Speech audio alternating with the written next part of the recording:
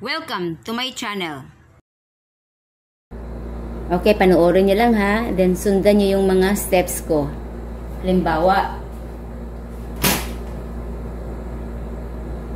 741 divided by 3.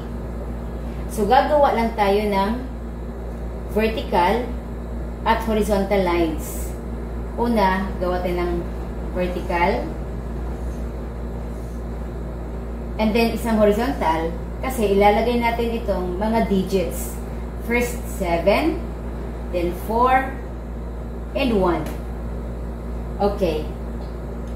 Each of the digits, i-divide natin by 3. At titingnan natin kung ilang group of 3 ang magagawa from 7. So, let's count ha. Mag-draw ako ng sticks. So, 1, 2, 3, 4, 5, 6, 7. Kaya 3 yan kasi 3 man yung divisor. So, out of 7, ilang group of 3 ang nagawa? So, we have 1, 2. So, ilagay dito, 2. 2 man ang nagagawang grupo of 3. Tapos, ang sobra is 1. I-X natin yan kasi sobra yan. So, ito namang 1, ilagay natin dito, itabi natin sa 4 para maging 14. Okay? Then, gagawa na naman tayo ng group of 3 kung ilan sila. Still, counting sticks by 3. 1, 2, 3, 4, 5, 6, 7, 8, 9, 10, 11, 12, 13, 14.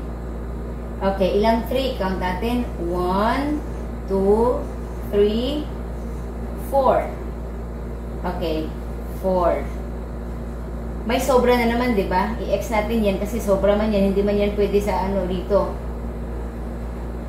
So, yan si 2. Itatabi natin yan kay 1 para maging 21. Okay?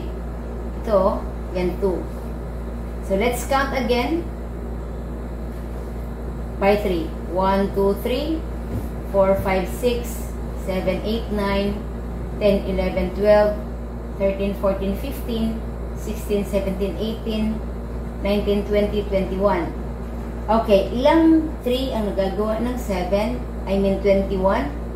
1, 2, 3, 4, 5, 6, 7. Ayan, 7. Diba wala na? Wala namang sumunod na digit. Meaning, the answer is 247.